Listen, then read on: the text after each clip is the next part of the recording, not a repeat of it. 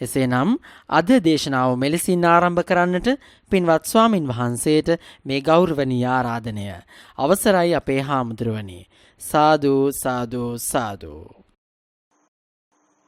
සමන්ත චක්කවාලේසු අත්‍රා ගච්ඡන්තු දේවතා සද්ධම්මං මුනි රාජස්ස සුනන්තු සග්ග මොක්ඛදං ධම්ම ශ්‍රවණ කාලෝ අයං භදන්තා ධම්ම ශ්‍රවණ කාලෝ අයං භදන්තා ධම්ම ශ්‍රවණ කාලෝ අයං භදන්තා නමෝ තස්ස භගවතු අරහතු සබ්බ ධම්මේසු අප්පටිහත ඥානචාරස්ස දස බලධරස්ස චතු වේසාරජ්‍ය විසරදස්ස සබ්බ සත්තුත්තමස්ස ධම්මිස්සරස්ස ධම්ම රාජස්ස ධම්මස්සාමිස්ස තථාගතස්ස සබ්බඤුනෝ සම්මා සම්බුද්දස්ස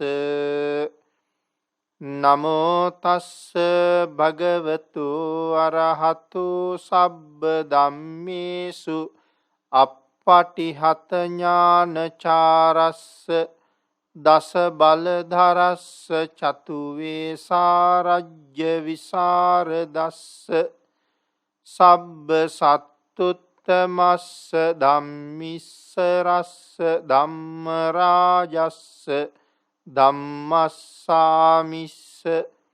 තථාගතස්ස සබ්බඤුනෝ සම්මා සම්බුද්දස්ස නමෝ තස්ස භගවතු අරහතු සබ්බ ධම්මේසු අප්පටිහත ඥානචාරස්ස දස බලධරස්ස චතු වේසාරජ්‍ය විසරදස්ස සබ්බ සත්තුත්තමස්ස ධම්මිස්සරස්ස ධම්ම රාජස්ස ධම්මස්සාමිස්ස තථාගතස්ස සබ්බඤුනෝ සම්මා සම්බුද්දස්ස සද්ධර්ම ශ්‍රාවක කාරුණික ගුණගරුක බෞද්ධ පින්නතුනි සියලු දෙනාම බොහෝම ශ්‍රද්ධාවෙන් සූදානම් වෙන්නේ තිලෝගුරු ශාන්තිනායක සම්මා සම්බුදුරජාණන් වහන්සේ අවබෝධ කරගෙන දේශනා කොට වදාළ පරම ගම්බීර වූ ශ්‍රී සද්ධර්ම රත්නයෙන් ඊටාම පුංචි කොටසක් නමුත් අදත් දේශනා කරවාගෙන ශ්‍රවණය කිරීම සඳහා පින්නතුනි චක්කුං උදපාදි ධර්ම දේශනා මාලාව තුළින් අපි මේ දිනවල සාකච්ඡා කරමින් ඉන්නේ උතුම් වූ මෛත්‍රී භාවනාව පිළිබඳව කරුණු කාරණා. පින්නතුනි මෛත්‍රී භාවනාව ප්‍රායෝගිකව දියුණු කරන්න පටන් ගන්න කලින් අපි දැනගත යුතු තවත් කරුණු ටිකක් අදත් සාකච්ඡා කරන්න කල්පනා කළා. පින්නතුනි මේ භාවනාව කියලා කියන්නේ අපේ මනස සම්බන්ධ ව්‍යායාමයක්. ඒ සඳහා අපේ හිතේ තියෙන නොයෙක් අඩුපාඩු ඉවත් නොකර අපේ හිත දියුණුවට පත් කරන්න බෑ පින්නතුනි. මේ ලෝකේ ජීවත් වෙන ඕනෑම කෙනෙක් තමන්ට හොඳක් වෙනවට කැමතිනේ පින්නතුනි. කෙනෙක් මහන්සි වෙලා ඉගෙන ගන්නෙත් ව්‍යාපාර කටයුතු ආදී සිදු කරගන්නෙත් තවත් කෙනෙක් සිල් ආරක්ෂා කරන්නෙත් තවත් කෙනෙක් භාවනා කරන්නෙත් තමන්ට හොඳක් කරගන්න හිතාගෙන. අන්න ඒ කාරණාවේදී පින්නතුනි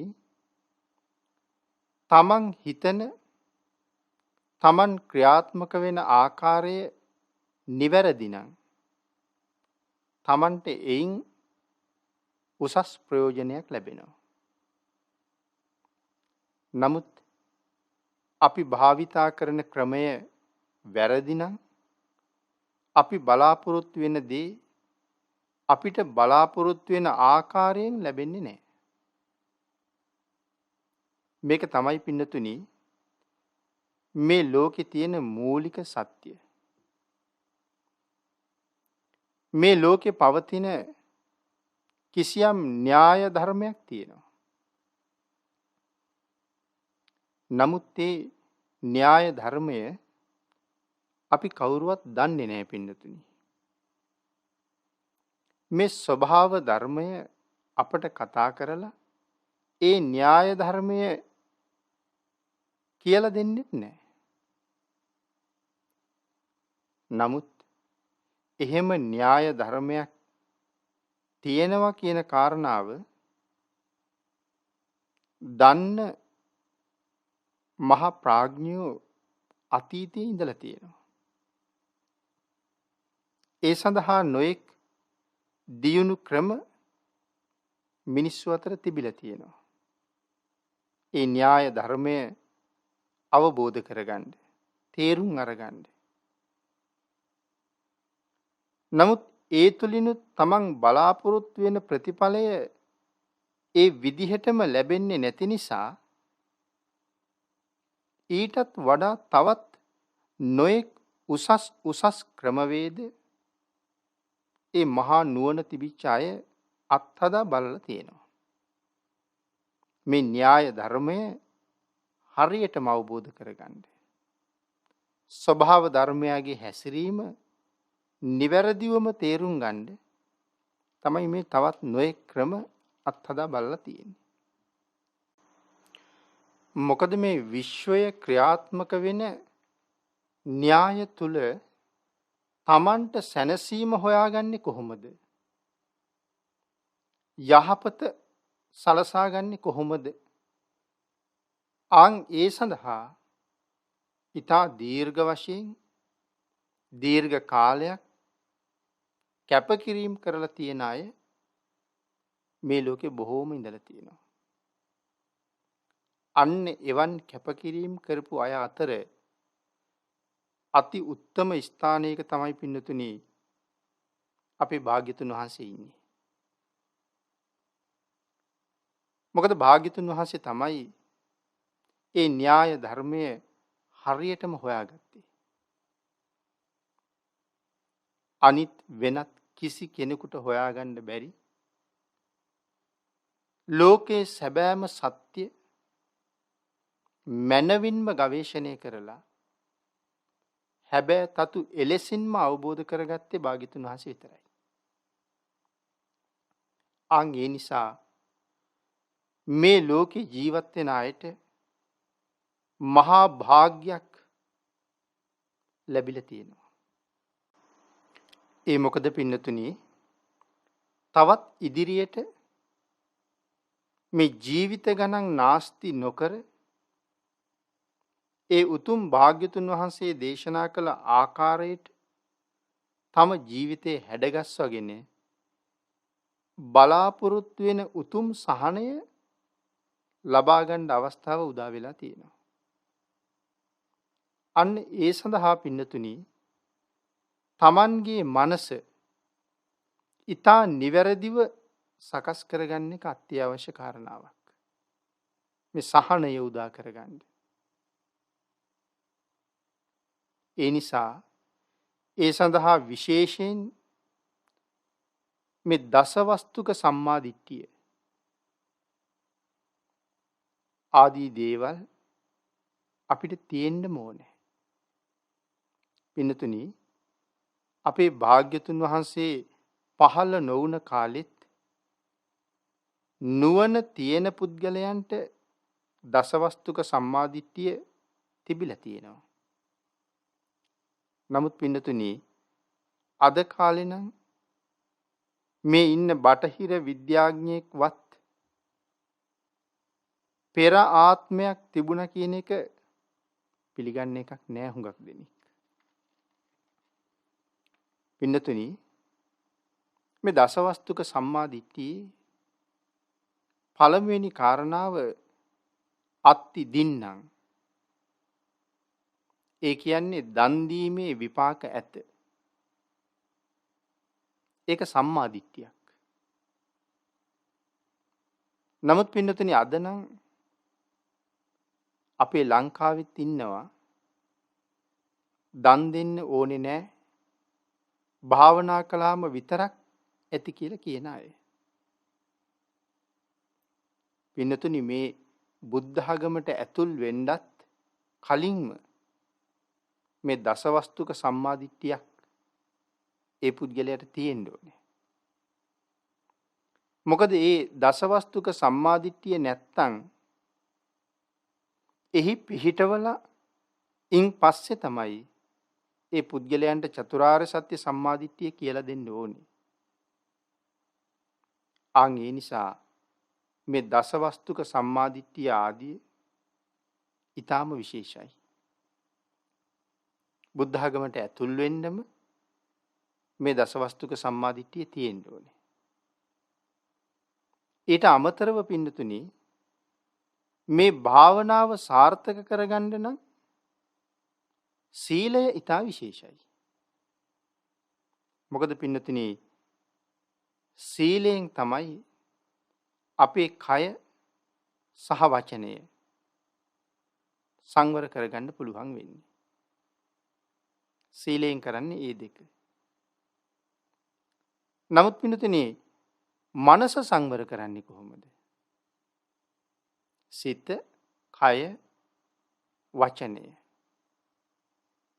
කියන මේ කාරණා තුනේ සිත සංවර කරන්න නම් ඒක කරන්න පුළුවන් භාවනාවෙන්ම තමයි. ඒ හිත මනාව සංවර කරගන්න උවමනා නම් යම් කෙනෙකුට ආන්ගේ පුද්ගලයා ඊට කලින් කය සහ වචනය සංවර කරගන්න ඕනේ. එහෙම නුනොත් මේ භාවනාවෙන් යම් සහනයකට අපට යන්න පුළුවන්. නමුත් පින්නතුනි අපි කැමති තැනට යන්න බැරි වෙනවා. ඒකයි වෙන්නේ. යම් සහනයක් උදා කරගන්න පුළුවන්. අන්න ඒ නිසා මේ ඕනෑම භාවනා ක්‍රමයක් වඩන්න බලාපොරොත්තු වෙන කෙනෙක් මුලින්ම තමන්ගේ කයයි වචනයයි සංවර කරගන්න ඕනේ. එහෙම නැත්නම් පින්නතුනි සීලයක් සමාදන් වෙලා ඒ සීලය හරියටම ආරක්ෂා කරන්න ඕනේ. නිවැරදිව සිල් ආරක්ෂා කරන්න නම් සිල් ආරක්ෂා කරන හැටි පින්නතුනි දැනගන්න ඕනේ. සිල් ආරක්ෂා කරන හැටි දන්නේ නැත්නම් සිල් රකින්න බැහැනේ පින්නතුනි. අන්න ඒ නිසා විශේෂයෙන් තමන් සමාදන් වුණ සීලය බිඳෙන්නේ කොයි වාගේ කාරණාවල් නිසාද? කිලුටු වෙන්නේ මොන හේතු නිසාද? කියන කාරණාව දැනගෙනම අපි මේ සිල් ආරක්ෂා කරන කටයුත්තට ඒ කාරණාවට යෙදෙනවා නම් ඊට උසස් ප්‍රයෝජනයක් ඒ තුලින් අපිට ලබන්න පුළුවන්. මනා සීලයක් යමෙක් තුල තියෙනවා නම් ඒ පුද්ගලයාට භාවනාව හොඳට වැඩෙනවා. සීල විසුද්ධිය නිසා තමයි චිත්ත විසුද්ධියට පාර හැදෙන්නේ. ඒ නිසා සීලය කියන කාරණාව අත්‍යවශ්‍යයි භාවනාවේ උතුම් ඵලයක් හොයන්න බලාපොරොත්තු වෙන කෙනෙකුට. පින්නතුනි, අපේ මාතෘකාව මෛත්‍රී භාවනාව. ඒ නිසා අපි අදත් ඒ මෛත්‍රී භාවනාව සම්බන්ධයෙන් කරුණු ටිකක් සාකච්ඡා කරමු. මේ මෛත්‍රී භාවනාව කියන කාරණාව අපේ බුද්ධ ආගමේ විතරක් තියෙන භාවනා ක්‍රමයක් නෙමෙයි. මොකද අබුද්ධෝත්පාද කාලවල පවා උසස් නුවණ ඇති පුද්ගලයෝ මේ භාවනාව වඩලා තියෙනවා. 이르දි බල ලබන්න, බ්‍රහ්ම ලෝකවල උපදින්න මේ භාවනා ක්‍රමය භාවිතා කරලා තියෙනවා. නමුත් පින්නතුනි, මේ භාවනා ක්‍රමය ඊටාම නිවැරදිව හරියටම වඩන්නේ කොහොමද කියන කාරණාව දේශනා කරලා තියෙන්නේ අපේ භාග්‍යතුන් වහන්සේ විතරයි. අපි මේ සාකච්ඡා කරමින් ඉන්නේ ඒ උතුම් භාග්‍යතුන් වහන්සේගේ දේශනාව පිළිබඳවයි. මේ මෛත්‍රී භාවනාව සම්බන්ධයෙන් භාග්‍යතුන් වහන්සේ කොහොමද කරුණු දක්වලා තියෙන්නේ? භාග්‍යතුන් වහන්සේ කොහොමද මේ කාරණාව දේශනා කරලා තියෙන්නේ? අපිට වටින්නේ භාග්‍යතුන් වහන්සේගේ දේශනාව. පින්නතුනි, ඒත් අපේ බුද්ධ ආගමට විතරක්ම ආවේනික වූ විපස්සනා භාවනා ක්‍රමය මේ මෛත්‍රී භාවනාව තුල නැහැ. නමුත් මේ මෛත්‍රී භාවනාව තුලින් ලැබෙන සමාධිය විපස්සනා භාවනාවට උදව්වක් කරගන්න පුළුවන්. හැබැයි පින්නතුනි, අපි ඊටා පැහැදිලිව දැනගන්න ඕනේ මෛත්‍රී භාවනාව වඩන අතරේදී විපස්සනා භාවනාව කරන්න බෑ කියන කාරණාව. හේතුව තමයි සමත කියලා කියන්නේ එක භාවනා ක්‍රමයක්. විදර්ශනාව කියලා කියන්නේ වෙනත් භාවනා ක්‍රමයක්. සමත භාවනාව තුලින් ලැබෙන ප්‍රතිඵලය ධ්‍යාන 8ක් පිළිබඳව සඳහන් කරලා තියෙනවා. ඊට අමතරව දිවැස, දිව්‍ය කන, ඉද්ධිවිද ආදී විශේෂ බල පිළිබඳවත් දේශනා කරලා තියෙනවා මේ සමතය තුලින් ලබන්න පුළුවන්. නමුත් පින්නතුනි, විදර්ශනාවෙන් ඒ දේවල් නෙමෙයි ලැබෙන්නේ. විදර්ශනා භාවනා කිරීමෙන් බලාපොරොත්තු වෙන්නේ ඒ දේවල් ලබන එකක් නෙමෙයි. එහෙනම් මොනවද විදර්ශනාවෙන් ලැබෙන්නේ? විදර්ශනා භාවනාවෙන් ලැබෙන්නේ සෝවාන්, සක්‍රුදාගාමි, අනාගාමි, අරිහත් මේ මාර්ගඵල තමයි විදර්ශනාවෙන් ලැබෙන්නේ. ඒකෙන් අපට පේන්නේ මේ භාවනා ක්‍රම දෙක දෙපැත්තකට යන්නේ කියන එක. ඒත් මේ විදර්ශනා භාවනාව කරන්න හිතේ යම්කිසි මූලික සමාධියක් තියෙන්න ඕනේ. හැබැයි පින්නතුනි, අද කාලේ වැරදි දෘෂ්ටියක් තියෙනවා. මොකද්ද? මෛත්‍රී භාවනාව විදර්ශනාවත් එක්ක මිශ්‍ර කරලා කරනවා කියලා. ඒක කරන්න බෑ පින්නතුනි. එහෙම සඳහන් කළේ මොකද පින්නතුනි, අපේ භාග්‍යතුන් වහන්සේ විශේෂයෙන් අනාත්මය දේශනා කරනවා. අනිච්ච, දුක්ඛ, අනාත්ම කියලා. ත්‍රිලක්ෂණයක් දේශනා කරනවනි. අන්න එතන අනාත්මයි කියලා කියන්නේ මම කියලා කෙනෙක් නෑ කියන කාරණාවනි. මෛත්‍රී භාවනාව වඩන්න කියලා සඳහන් කරලා තියෙන්නේ ලෝක ව්‍යවහාරයෙන්. ඒ කියන්නේ මම කියලා කෙනෙක් ඉන්නවා. මට ඥාතීන් හිතවතුන් ඉන්නවා. එහෙම කියලා තමයි මෛත්‍රී භාවනාව වඩන්නේ. එහෙම වැඩීම තුලින් සමාධියක් ලබා ගත්තට පස්සේ ඒ සමාධිය විදර්ශනාවට පාදක කරගන්න පුළුවන්. මොකද පින්නතුනි අපි මෛත්‍රී භාවනාව ගැන මූලික කරුණු දැන් දන්නවා. අපි මුලින්ම සිහිපත් කළේ මේ භාවනාව යම් කෙනෙක් වඩන්න බලාපොරොත්තු වෙනවා නම් ඉස්සරලා Tamanට වඩන්න කියලා.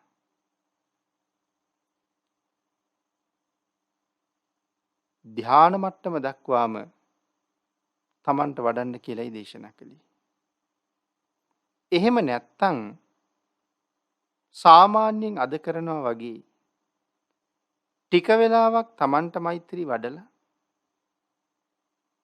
ඊට පස්සේ ඥාතීන්ට මිත්‍රයන්ට මෛත්‍රී වඩන්නත් පුළුවන්. එහෙම කරන්න බැරි නෑ. එහෙම කරන්න පුළුවන්. නමුත් පින්නතුනි ධ්‍යාන මට්ටම දක්වා යන්න බැරි වෙනවා. ඒකයි වෙන්නේ. ඉතින් කෙනෙක් බලාපොරොත්තු වෙන්නේ Taman ඊතා ඉහළ තැනකට යන්න නම් මේ භාවනා ක්‍රමයේ තුලින් ධ්‍යාන මට්ටමක් දක්වාම ඉස්සරලා Tamanට වඩන්න වෙනවා. ආන් එහෙම වඩලා Taman අරගන්න සමාධිය මේ විදර්ශනාවට පාදක කරගන්න පුළුවන් කියලයි සඳහන් කරන්නේ. ඒ නිසා මුලින් මෛත්‍රී භාවනාව වඩන්න. එහි ආනිසංස දැනගෙනම වඩන්න. මෛත්‍රී භාවනාවේ ආනිසංස ගොඩක් තියෙනවා. ඒ ආනිසංස වලින්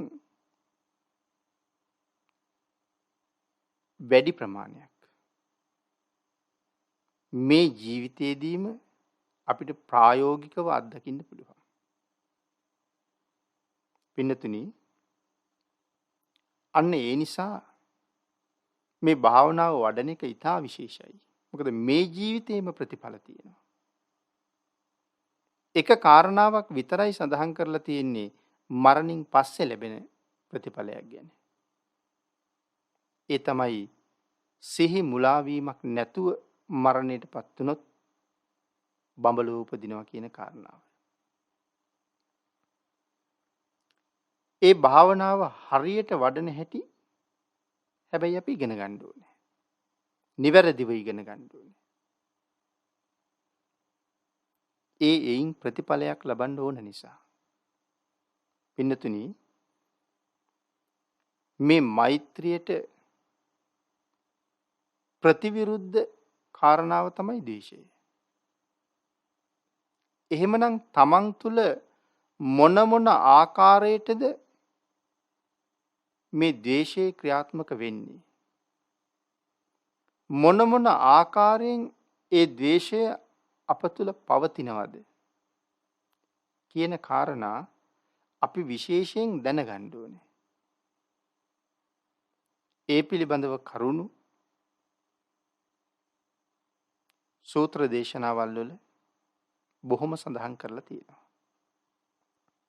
විශේෂයෙන් පින්නතුනි අංගුත්තර නිකායේ ဒုတိ ය ආඝාත පටිවිනය ආදී සූත්‍රවල සඳහන් කරලා තියෙනවා යම් පුද්ගලයෙක් පිළිබඳව තමන් තුළ යම් පිළිකුලක් ද්වේෂයක් අකමැත්තක් අප්‍රියතාවයක් තියෙනවා නම් ඒක නැති කරගන්නේ කොහොමද කියන කාරණා මේ සූත්‍රවල සඳහන් කරලා තියෙනවා. ඒ කරුණු විශේෂයෙන් අපි දැනගන්න ඕනේ මේ භාවනා ක්‍රමයේ දියුණු කරගන්න. මෛත්‍රී භාවනාව ගැන තව විශේෂ කරුණු රාශියක් කරණීය මත්ත සූත්‍රයේ බොහෝසේ අන්තර්ගතයි. පින්නතුනි අපි මේ දේශනා මාලාවේ මුලින්ම ඒ ඊටා දීර්ඝ සූත්‍රයක් වෙන කරණීය මත්ත සූත්‍රය යම් ප්‍රමාණයක් සාකච්ඡා කළා. ඒ බොහෝ දෙනාගේ ප්‍රයෝජනෙ සඳහා.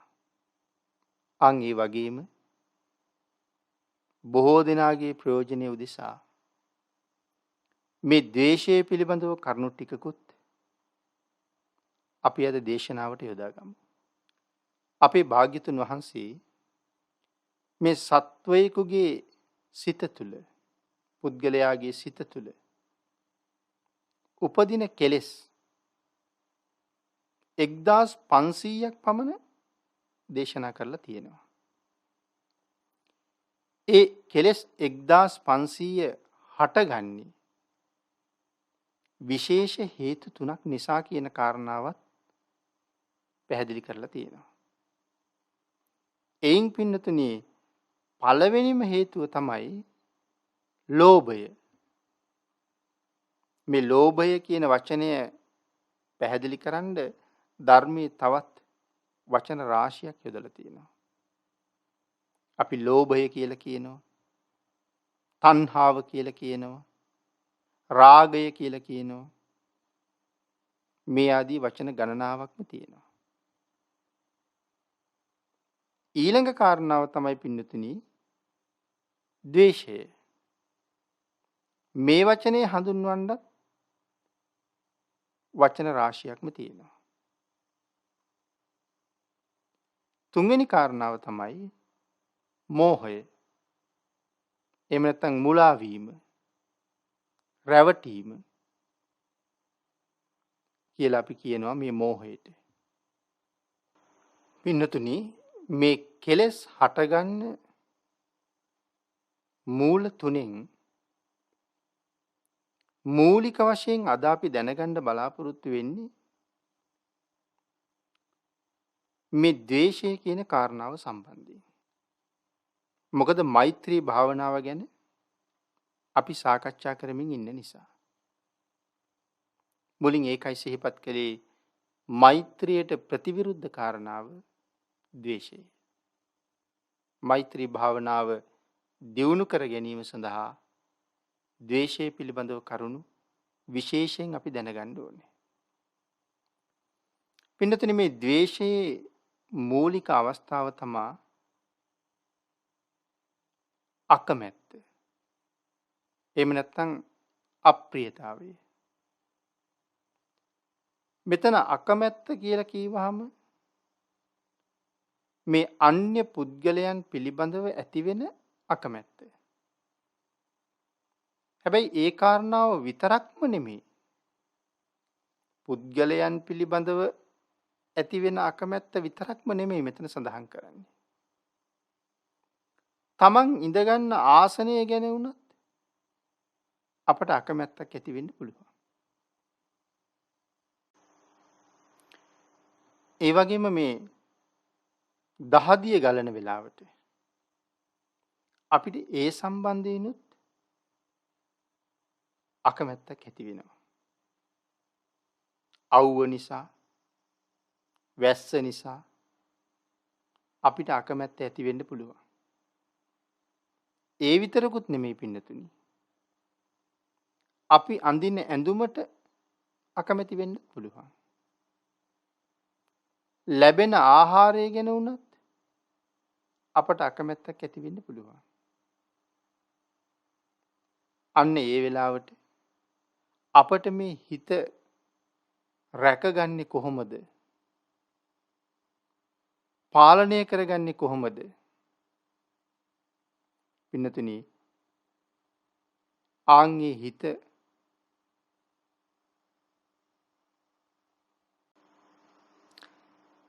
රැකගන්න පාලනය කරගන්න බැරි වෙන තාක් අපට මේ මෛත්‍රිය කියන කාරණාව නැත්නම් මෛත්‍රිය කියන මෛත්‍රී භාවනාව සම්පූර්ණ කරගන්නත් බැරි වෙනවා. ඒ විතරකුත් නෙමෙයි පින්නතුනි. මේ පිළිකුල් සහගත දේවල් පිළිබඳව පවා අපට ඇති වෙන අකමැත්ත නැති කරගන්න බැරි නම් මේ මෛත්‍රිය වැඩෙන්නේ නැහැ පින්නතුනි. මොකද අකමැත්ත තුල තියෙන්නේ ද්වේෂයනේ. සමහර වෙලාවට හැකරල්ලෝ වගේ සත්තු,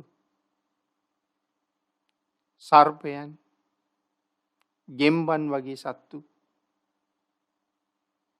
මේ වගේ සත්තු දැක්කහම හුඟක් අය ඒ සත්තුන්ට අප්‍රියයි. සමහරලාට එහෙම සතෙක් දැක්කහම පැනලා දුවනවා. සමහරලාට ගෙම්බෙක් වගේ සතෙක් දැක්කහම සාමාන්‍ය මිනිස්සු අතර එහෙම අවස්ථා ඕන තරම් අපි දකිනවා. මොකද මේ හිත දියුණු නැති නිසා එහෙම වෙන්නේ. මේක එහෙම නැත්තම් අපේ හිතේ තියෙන මේ අප්‍රියතාවයේ නොදියුණු බව කියන කාරණාව අපට තේරෙන්නේ නැහැ පින්නතුනි.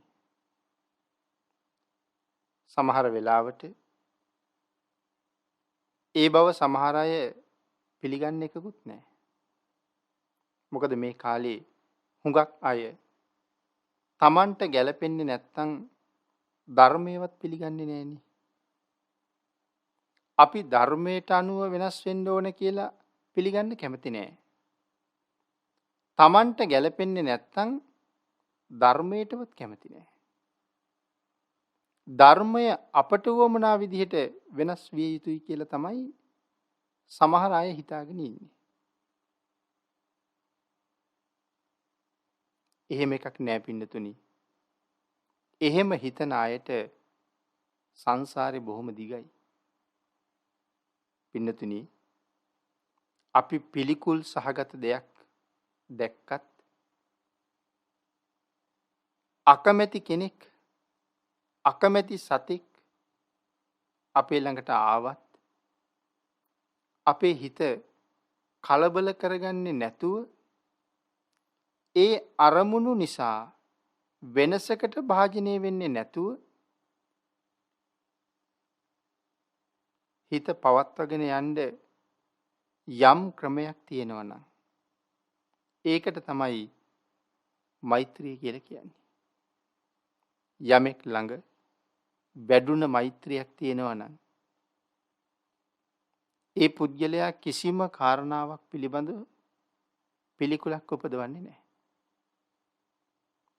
කිසිම ස්ථානයක් පිළිබඳව, කිසිම පුද්ගලයෙක් පිළිබඳව අකමැත්තක් ඇති කරගන්නෙත් නැහැ. පින්නතුනි, මේ කාරණා හරීම ප්‍රායෝගිකයි. යමෙකුට මෛත්‍රිය වැඩිලා තියෙනවා නම්, යමෙකුගේ මෛත්‍රී සිත දියුණු නම්, විෂ සහිත සර්පයෙක් ළඟට ආවත් ඇඟේ ස්පර්ශ වුණත් ඒ පුද්ගලයාට ඒ කාරණාවෙන් බයක්, තැති ගැනීමක් ඇති වෙන්නේ නැහැ පින්නතුනි. සමහර වෙලාවට දෂ්ට කළත් ශරීරය තුල ඒ විෂ යම් ප්‍රමාණයක් ගමන් කරලා තියෙනවා වුණත් මේ මෛත්‍රී දියුණු වෙලා තියෙන පුද්ගලයාට පුළුවන් ඒ ශරීරගත වුණ විෂ පාලනය කරලා නැවත ආපහු ගෙනල්ලා සතා දෂ්ට කරපු දෂ්ට මුඛය දක්වා ගෙනල්ලා ඒ දෂ්ට මුඛයෙන්ම විස ටික බැහැර කරන්න පුළුවන්. කොයිතරම් සැනසෙන්න පුළුවන්ද? කොයිතරම් උසස් හැකියාවන් මේ භාවනා ක්‍රමය තුල තියෙනවද? පින්නතුනි, අන්න ඒ නිසා තමයි භාග්‍යතුන් වහන්සේ මෛත්‍රියේ එක ආනිසංසයක් හැටියට දේශනා කොට වදාළේ කිසිම විසකින් මරන්න බෑ කියලා. මෛත්‍රියේ තියෙන පුජ්‍යලයා කිසිම විසකින් මරන්න බෑ කියලා දේශනා කළා. ඒක මෛත්‍රියේ ආනිසංසයක්. මේ ඇත්තද මේ කියන කාරණාව කියලා Tamanටම අත්දකින්නත් පුළුවන්. පින්නතුනි, භාග්‍යතුන් වහන්සේ නම් එහෙම දේශනා කරලා තියෙන්නේ ඒක ඇත්තද කියන කාරණාව. හැබැයි බෞද්ධයෙක් කවදාවත් සැක කරන්නේ නැහැ බුද්ධ වචනය. භාග්‍යතුන් වහන්සේ සරණ ගියපු කෙනෙක් භාග්‍යතුන් වහන්සේගේ හැම වචනයක්ම හිස්මුදනින් පිළිගන්නවා. පින්නතුනි, අපිට ප්‍රායෝගිකව බලන්න පුළුවන් මටත් මේ කාරණාව මේ විදිහට කරන්න පුළුවන්ද? මටත් භාග්‍යතුන් වහන්සේ දේශනා කරපු විදිහටම ශරීරගත වුණ විස ඉවත් කරගන්න පුළුවන්ද කියන කාරණාව ප්‍රායෝගිකවම අපිට යොදාගෙන බලන්න පුළුවන්. මේ මුල්ම අවස්ථාවේ සර්පෙක් දෂ්ට කරාම ප්‍රායෝගිකව මේ ක්‍රමයේ යොදාගෙන මට ඒක කරන්න පුළුවන්ද කියලා බලන්න හොඳම අවස්ථාවයි කියන තැනට යන්න එපා. මොකද ඒකට හේතුව අපට මෛත්‍රිය කොයිතරම් ප්‍රමාණයට වැඩිලා තියෙනවද කියන කාරණාව අපි දන්නේ නැහැනේ. ඒ නිසා මුලින් උත්සාහ කරන්න මේ මදුරුවෙක්, ඔය දෙබරෙක්, බඹරෙක්, මීමැස්සෙක්, කලාඳුරුවෙක්, නයි කූඹියෙක්, පත්තෑයෙක් වගේ සතෙක් Tamanට දෂ්ට කරාම ඒ වාගේ විස Tamanටම අයින් කරගන්න පුළුවන්ද? ඒ කාරණාව Tamanටම අත්හදා බලන්න පුළුවන්. මෛත්‍රිය වඩලා තියෙනවා නම් එහෙම නැති කෙනෙක් උත්සාහ කළා කියලා ඒ පුජ්‍යලයට ප්‍රයෝජනයක් ලැබෙන්නේ නැහැ. තමන් කරන ක්‍රමය හරිද වැරදිද කියන කාරණාව හොඳට තේරුම් ගන්න ඒකෙන් පුළුවන්කම තියෙනවා.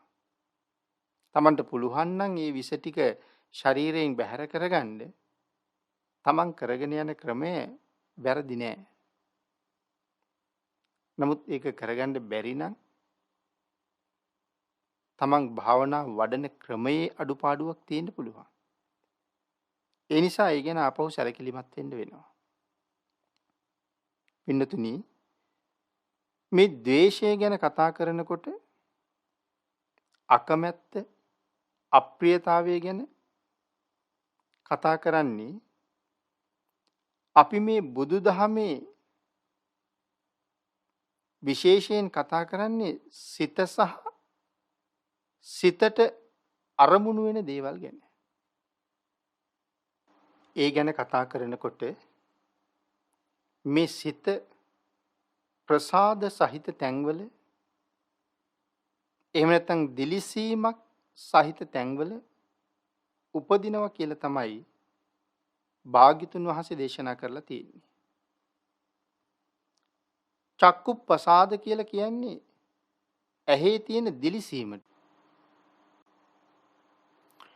පින්නතුනි, මේ ඇහැ කියන අපේ ඉන්ද්‍රිය දිලිසීමක් සහිතව ක්‍රියාත්මක වෙනකොට ඒ ඇහැ ඉදිරියට යම් වස්තුවක් මුණ ගැහුණහම ඒ වස්තුව දකින්න තරම් ආලෝකයකුත් එතන තියෙනවා නම්, ඒ වස්තුව දකින්න තරම් සිහියකුත් අපිට තියෙනවා නම්, පින්නතුනි එහෙම සඳහන් කළේ අපි මාර්ගයේ ගමන් කරනකොට අපට සමහර දේවල් මුණ ගැහෙනවා. නමුත් අපිට ඒ කාරණාව පිළිබඳව මතකයක් නැහැ. සමහර කෙනෙක් අහනවා මේ අහවල් කෙනා මගදී හම්බ වෙන්න ඕනේ. හම්බුනේ නැද්ද? අහවල් වාහනේ හම්බුනේ නැද්ද? පින්නතුනේ අපිට ඒ පුද්ගලයා හම්බ වෙලා තියෙනවා. ඒ වාහනේ හම්බ වෙලා තියෙනවා. නමුත් ඒ කාරණාව පිළිබඳව මම සිහියෙන් හිටපු නැති නිසා මට ඒක මතක නැහැ. නමුත් මෙතන සඳහන් කරන්නේ මුණ ගැහෙන අරමුණ පිළිබඳව Tamanට සිහියකුත් තියෙනවා නම් ඇහැ නැමැති ඉන්ද්‍රියත් මේ වෙලාවේ ක්‍රියාත්මකයි නම් ඒ ඉදිරියට මුණ ගැහුණ වස්තුව අරමුණු කරගෙන ඒ පුද්ගලයා තුල සිතක් හට ගන්නවා. ඒකට සාමාන්‍යයෙන් අපි කියන්නේ ඒ වස්තුව Tamanට අරමුණු වෙනවා කියලා. එළියේ තියෙන අරමුණ එහෙම නැත්නම් රූපය සිතක් උපදවන්න හේතු වෙනවා. පින්නතුනි සාමාන්‍යයෙන් මේකට කියන්නේ හිතට අරමුණු වෙනවා කියලානේ. අපි සාමාන්‍ය කතා කරන්නේ එහෙමයි. නමුත් මෙතන වෙන්නේ ඒ බාහිර රූපය නිසා සිත කියලා හැදෙන ස්වාභාවික ශක්ති විශේෂයක් මෙතන තියෙන්නේ. ඒ ශක්ති විශේෂය ඇති උනේ අර බාහිරින් දැකපු රූපේ නිසා. පින්නතුනි මේක තේරුම් ගන්න මේ විදිහට හිතලා බලන්නකෝ. අපි දන්න ඔය කැමරා මේ කැමරාවක් ක්‍රියාත්මක කරාම වෙන්නේ ඉදිරියේ තියෙන රූපය කැමරාවේ ඇතුළත තියෙන වෙනම තිරයක එහෙම නැත්නම් වෙනත් යමක සටහන් වෙන එකනේ. ඒක වෙන්නේ ඒ කැමරාවේ තියෙන කිසියම් ශක්ති විශේෂයක් නිසානේ.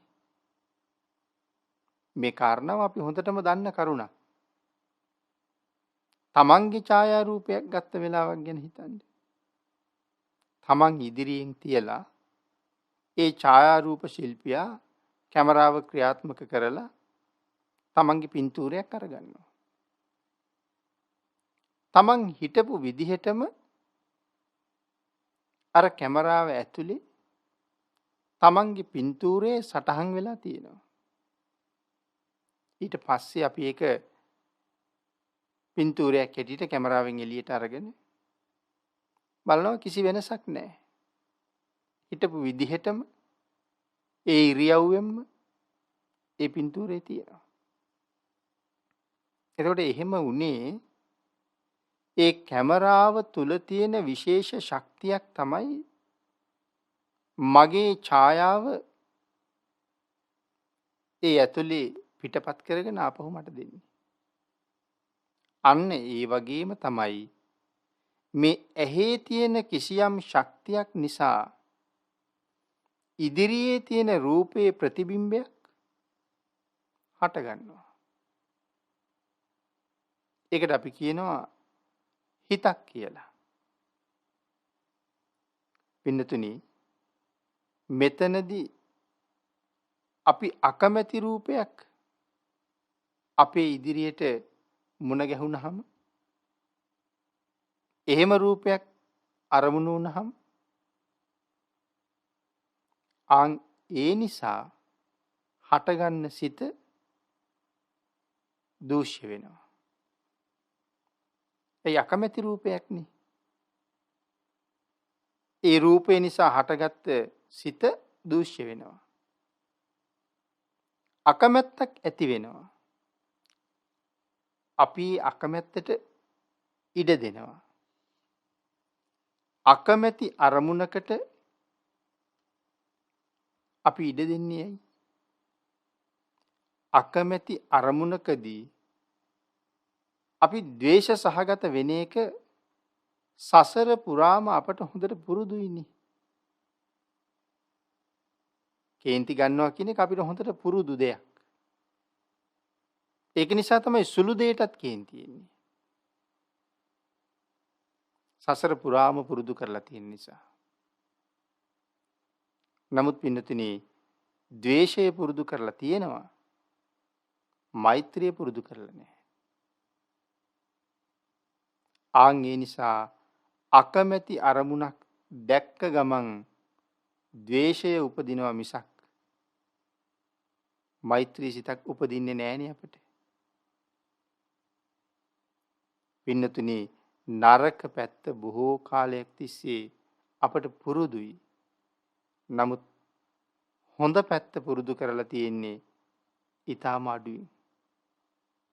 ආන් ඒ නිසා නරක දේවල් වලට ඉක්මනින් යෙදුනට හොඳ වෙන්න අමාරුයිනේ පින්නතුනි අපිට. ඇයි? හොඳ දේ පුරුදු කරලා අඩු නිසා.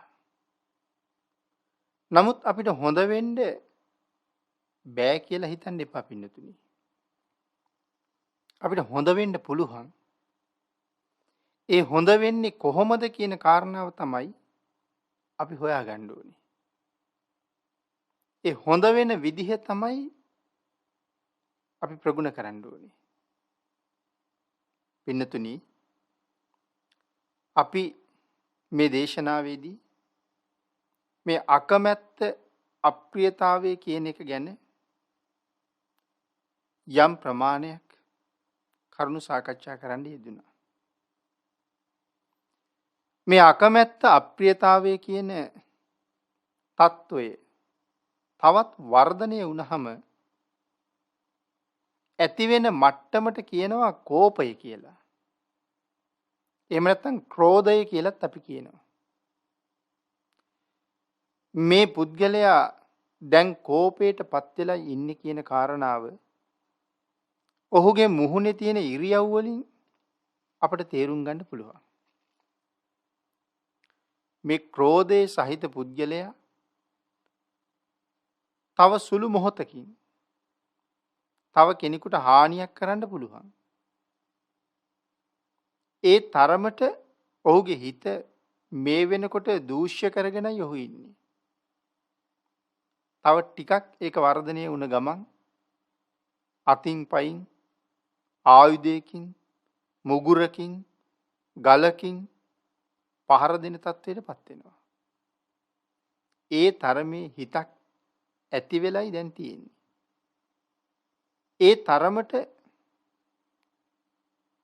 ඔහුගේ හිත මේ වෙනකොට පත් වෙලා තියෙන්නේ.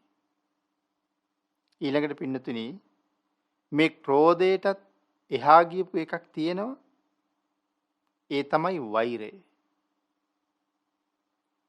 වෛරය කියලා කියන්නේ යම් කෙනෙක් Tamanට යම් නපුරක් කළා නම් Taman ඊට වැඩි දෙයක් ඔහුට කරන්න හිතනවා.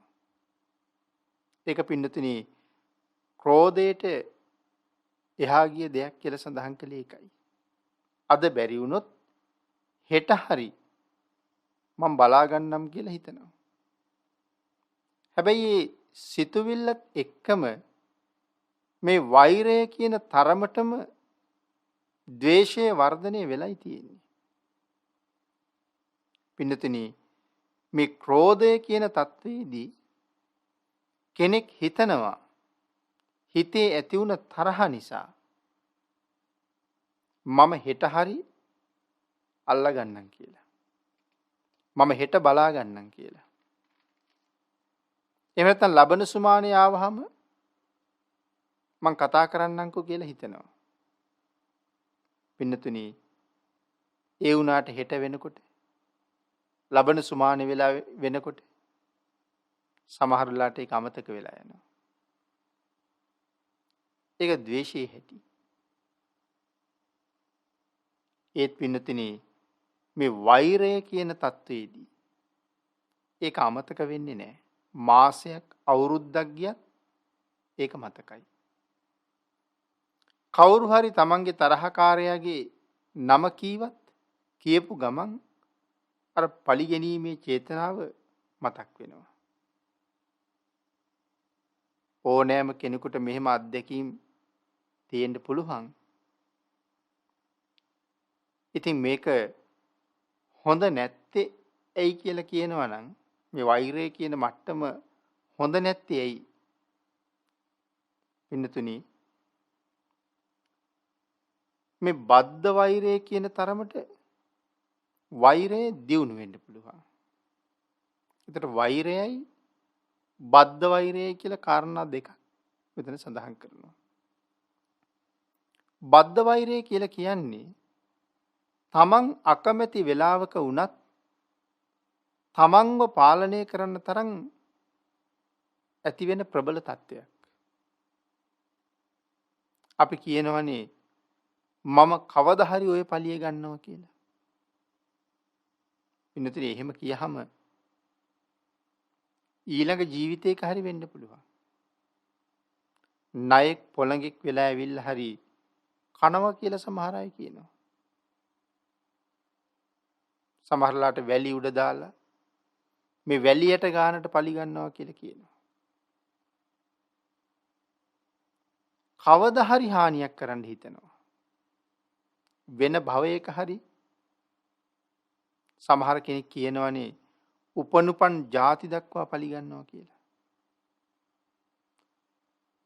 අන්න එහෙම දින නියමයක් නැතුව කරන ප්‍රකාශ වලට කියනවා බද්ධ වෛරය කියලා. ආන්ගේ අවස්ථාව පින්නතුනි ඊටාම දරුණුයි.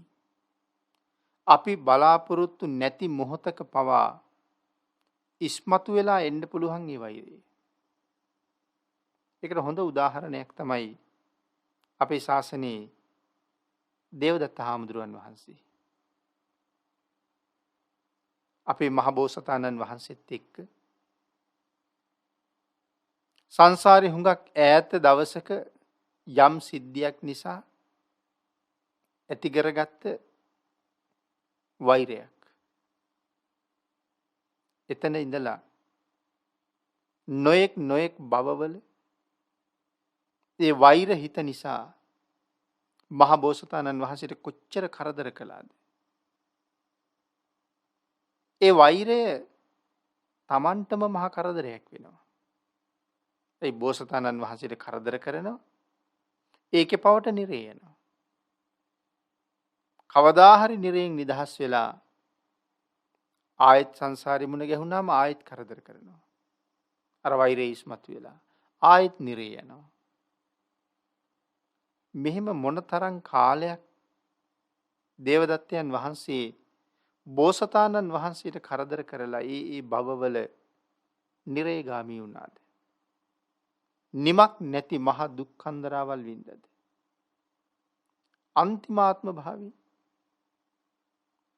අන්තිමාත්ම භාවිත් භාග්‍යතුන් වහන්සේට කරදර කළා. බොහෝසේ කරදර කළා. භාග්‍යතුන් වහන්සේ නොඑක් වර අවවාද කළා. නමුත් කී කරුණේ නෑ. සාමාන්‍යයෙන් අපි දන්න හැටියට දේවදත්තයන් වහන්සේ කියලා කියන්නේ නරක කෙනෙක්. නමුත් පින්නතුනි ධර්මයේ දැනගත්තාම තේරෙනවා දේවදත්තයන් වහන්සේ කියලා කියන්නේ සරියුත් මහරහතන් වහන්සේට වඩා පින් කරලා තියෙන කෙනෙක්. සරියුත් මහරහතන් වහන්සේ අග්‍ර ශ්‍රාවකයන් වහන්සේ නමක් බවට පත් වෙන්න මහා කල්ප අසංකේයිකුත් ලක්ෂයක් පාරමිතා පිරුවා. දේවදත්තයන් වහන්සේ මහා කල්ප අසංඛ්‍ය 2කුත් ලක්ෂ 1ක් පාරමිතා පුරලයි තියෙන්නේ. පින්නතුනි මෙන්න මේ බද්ධ වෛරය නිසා මේ තරම් කුසල් කරලා තියෙනකොට කර්මය ඵලය ගැන සසර අවබෝධ කරලා තියෙනකොට වරින් වර වෛරය ඉස්මතු වෙලා මොන තරම් අකුසල් කන්දරාවක් රැස් කර ගනිමින් නිරයවල් වල අනන්ත දුක් විඳිනවද? මේ තරම් පින් රැස් කරලා තිබිලත් පාරමිතා පුරලා තිබිලත් මේ වෛරය නිසා භාග්‍යතුන් වහන්සේට කරදර කරලා අද මේ මොහොත වෙනකොටත් අවීචියේ නිශ්චලව දුක් විඳිනවා.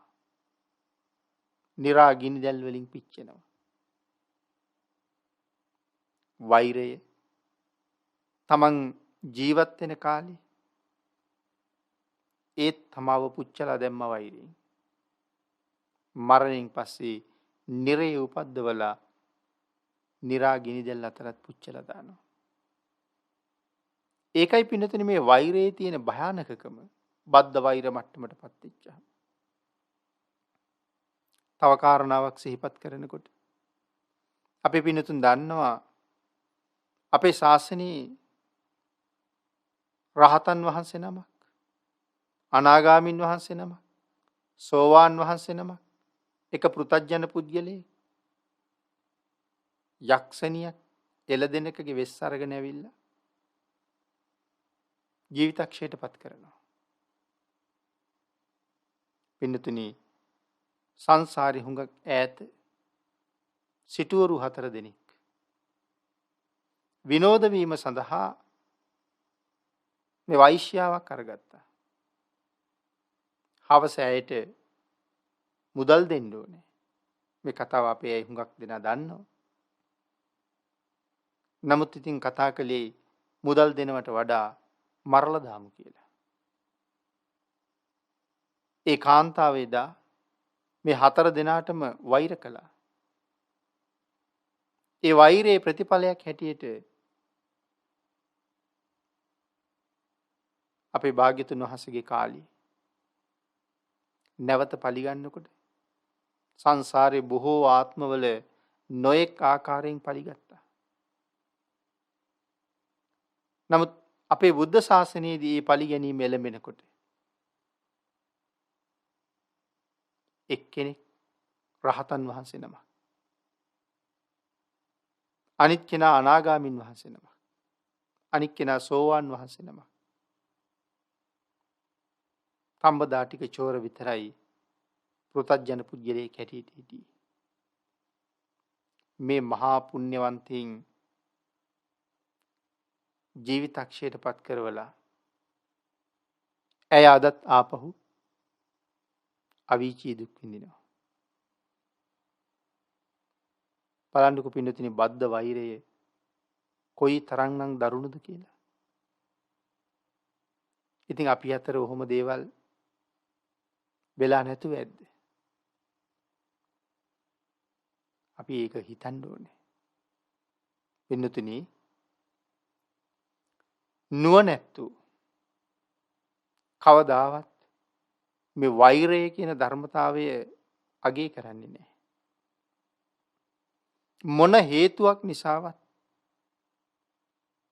මේ වාගේ භයානක වචන ප්‍රකාශ කරනවට කැමති නැහැ. පින්නතුනි ඔබ හිතලා බලන්නකෝ. අද මතක නැති වෙති සමහරලාට ඔබට. පුංචි කාලේ පාසල් ගියපු කාලේ සමහර කෙනෙකුට ඔබ ඔහොම වචන ප්‍රකාශ කරලා ඇති. අද මතක නැතත් සංසාරයක ඉස්මතු වෙලා එන්න පුළුවන්. ආන් එදාට කොයි මට්ටමට මූණ දෙන්න වෙයිද දන්නේ නැහැ. තමන්ගේ ප්‍රතිවිරුද්ධ පුද්ගලයා තමන්ට වඩා ඊටාම උසස් මට්ටමේ ඉන්න කෙනෙක් වෙන්න පුළුවන්. සීලවන්තයෙක්, ගුණවන්තයෙක් වෙන්න පුළුවන්. නමුත් මේ වෛරී හැඟීම එදාට තමන්ව පාලනය කරනවා කියලා සඳහන් කළේ ඒකයි. ආන් ඒ නිසා වෛරය ඊටාම භයානක කාරණාවක්. මොනම හේතුවක් නිසාවත් අනුන්ගේ කටයුතු වලින් කොයිතරම් අපහසුතාවයට පත් වුණත් මේ වාගේ සිතුවිලි වලට නොයා ඉන්න නුවණැත්තු හැම වෙලාවෙම උත්සාහ කරනවා. හැබැයි ඒකට උත්සාහ කරන්න ධර්මයේ දැනගෙන තියෙන්න ඕනේ. පින්නතුනි අද දේශනාව තුළින් මේ අකමැත්ත අප්‍රියතාවයේ පිළිබඳව කරුණු සාකච්ඡා කරමින් ද්වේෂය, වෛරය කියන කාරණා පිළිබඳවත් යම් ප්‍රමාණයක් අපි සාකච්ඡා කරන්න යෙදුණා. මේ පිළිබඳව තවත් කරුණු ටිකක් මෛත්‍රී ආනිසංසත් එක්ක ඉදිරි දේශනාවලින් සාකච්ඡා කිරීමේ බලාපොරොත්තු ඇතුව අදටත් අපි ධර්ම දේශනාව මෙතනින් නිමා කරමු. මේ උතුම් ධර්ම දේශනාව සඳහා දායකත්වයේ දරන සත්පුරුෂ දායක පින්වත් පිරිස පින් අනුමෝදන් කරන්න බලාපොරොත්තු වෙන තමන්ගේ නමින් නිදන ප්‍රාප්තියට පත් වුණ සියලු ඥාති මිත්‍රාදීන්ට මේ පින් අනුමෝදන් වේවා. ආශිර්වාද කරන්න බලාපොරොත්තු වෙන දෙමව්පියන්, දුවදරුවන්, ස්වාමි භාර්යාවන් ඇතුළු සියලු දෙනාටම රත්නත්‍රි ආශිර්වාදයෙන් නිදුක් නිරෝගී භාවයේ චිරජීවනයේ උදා වේවා. චක්කුං උදපාදී උතුම් ධර්ම දේශනා මාලාව සංවිධානය කරන හේමක ඩයස් මැතිතුමාටත් එතුමන්ගේ දයාබරණීය ස්වාමි දියණියටත් මේ රැස් කරගත් සියලුම පින් අනුමෝදන් වේවා. උතුම් තුනුරුවන්ගේ අනන්ත ආශිර්වාදයෙන් නිදුක් නිරෝගී භාවයේ චිරජීවනයේ උදා වේවා. ධර්මසිරි පෙරේරා පියාණන් එම මෑණියන් ඇතුළු මේ වැඩසටහන මේ විදිහට සංවිධානය කරගන්න හේමක ඩයස් මැතිතුමාට උදව් උපකාර කරන සහයෝගය ලබා දෙන සත්පුරුෂ පිරිස සියලු දෙනාටම මේ පුණ්‍ය ධර්මයන් විශේෂයෙන් අනුමෝදන් වේවා. අපි රැස් කරගත්ත මේ උතුම් පුණ්‍ය ශක්තියත් තුනුරුවන්ගේ අනන්ත ආශිර්වාදයත් හේතු වෙලා ලෝකයේ තුල පවතින මේ භයානක වසංගත තත්වය බොහොම ඉක්මනින් අපේ රටින් වගේම ලෝකයෙන්ද තුරන් වේවා. මේ වෙනකොටත් අසනීප තත්වයට පත් වෙලා රෝගාතුර වෙලා ඉන්න සියලු දෙනාටම අපි රැස් කරගත්ත කුසල් බලයෙන්ුත් උතුම් තුනුරුවන්ගේ අනන්ත ආශිර්වාදයෙන්ුත් ඉක්මන් සුවය, නිදුක් නිරෝගී භාවය, චිරජීවනයේ උදා වේවා. රෝහල්වල තමන්ගේ ජීවිත සමහර වෙලාවට අනතුරේ තියාගෙන රෝගීන් සඳහා ප්‍රතිකාර කරන වෛද්‍ය මණ්ඩලවල සියලු දෙනාටමත් හෙදියන් සියලු දෙනාටමත් ඒ කාර්ය මණ්ඩලවල හැම කෙනෙකුටමත් උතුම් තුනුරුවන්ගේ අනන්ත ආශිර්වාදයෙන් නිදුක් නිරෝගී භාවයේ චිරජීවනයේ සැලසේවා. ආරක්ෂා සම්පත්තිය සැලසේවා. හැම කෙනෙකුටම ප්‍රාර්ථනා කරන බෝධියෙන් සැප සහිත ප්‍රතිපදාවෙන් ඊ타ම ඉක්මන් භවයක ඊ타මත්ම කෙටි කාලයකින් පහසුම ආකාරයෙන් උතුම් චතුරාර්ය සත්‍ය ධර්මය අවබෝධ කරගෙන මේ භයානක සංසාරයෙන් එතර යන්න මේ පුණ්‍ය ධර්මයන් හේතු වාසනා වේවා කියලා ප්‍රාර්ථනා කරමු. ආකාසට්ඨා ච බුම්මට්ඨා දේවා නාග මහිද්దికා පුඤ්ඤන්තං අනුමෝදිත්වා චිරං රක්ඛන්තු ලෝක සාසනං දේවෝ වස්සතු කාලේන සස්්‍ය සම්පatti හේතුච පීතෝ භවතු ලෝකෝ ච රාජා භවතු ධම්මිකෝ. සාදු සාදු සාදු. චක්කුං උදපාදී දේශනා මාලාවේ අද දේශනාව එලෙසින් පවත්වා වදාළ පූජනීය කෝරළයාගම සරණතිස්ස ස්වාමින් වහන්සේට නිදුක් නිරෝගී චිරජීවනය සැලසේවා. සාදු සාදු සාදු. දැන් දේශනා මාලාවේ අද දේශනාව සඳහා දායකත්වය සිහිපත් කිරීම. ජර්මනියේ රැකියාවේ නියුතු සහන් පාරමිත මහතා ඇතුළු ඒ පින්වතුන්. පර්ලුව සැපත් එතුමාගේ මෙත්තනිය වන කමලාවතී මහත්මිය සහ පර්ලුව සැපත් පමිතා පියපේම මහත්මිය, ඇනී මාග්‍රට් මහත්මිය, රණතුංග මහතා සහ රණතුංග මහත්මියට මෙම ධර්ම දානමය සහ ධර්ම ශ්‍රවණය කුසලයෙන් ජනිත වන පින් ඊතා ඉක්මන් භවයක උතුම් නිර්වාණ අවබෝධයේ පිණසම හේතු වේවා යන ප්‍රධාන අරමුණ වශයෙන් ඔවුන් සඳහන් කර තිබෙනවා. සුජීවත්ව සිටින සියලුම ඥාති හිතමිත්‍රාදීන්ට නිදුක් නිරෝගී සුවය දීර්ඝායුෂ ප්‍රාර්ථනා කිරීමත් මේ දිනවල අප මව්බිමේ මෙන්ම සීග්‍රයෙන් පැතිර යන මෙම කොරෝනා වසංගතයෙන් පීඩා විඳින සියලුම දනන් හට එලෙසින්ම විදේශයන්හි එම රෝගයෙන් පීඩා විඳින සියලු දෙනා හට නිදුක් නිරෝගී බව ප්‍රාර්ථනා කිරීමත් ඔවුන්ගේ අරමුණක් වනවා. අප කෙරෙහි ඉමහත් කරුණාවෙන් මෙම දේශනාව පැවැත් වූ ගෞරවනීය දේශකයන්න් වහන්සේ ඇතුළු මෙම දේශනාව සංවිධානය කරන සැමටත් බෞද්ධ මාධ්‍ය ජාලයේ සැමටත් ධර්ම දේශනාව ශ්‍රවණය කළ සියලු දෙනාටත් ඊතා ඉක්මන් භවයක උතුම් ධර්ම අවබෝධය ලැබේවා යන අරමුණත් මෙම ධර්ම දේශනා මාලාව ධර්ම අවබෝධය ලැබේවා යන අරමුණත් ඔවුන් එක් කර තිබෙනවා. මෙම ධර්ම දේශනා මාලාව ඉදිරිපත් කිරීමේ සංකල්පය සහ සංවිධායකත්වය දරනු ලබන්නේ හේමක ඩයස් මහතා සහ රාජී ඩයස් මැතිණියයි. එසේනම් යලිත් ලබන සතිය හැමෙන අපේක්ෂාවෙන් මෙම දේශනාව නිමාඩපත් වෙනවා. පින්වත් ඔබ හැම දිනාටම තෙරුවන් සරණයි. චක්ඛුං උදපාදී දහම් ඇස පහළ වේවා ධර්මය දකීවා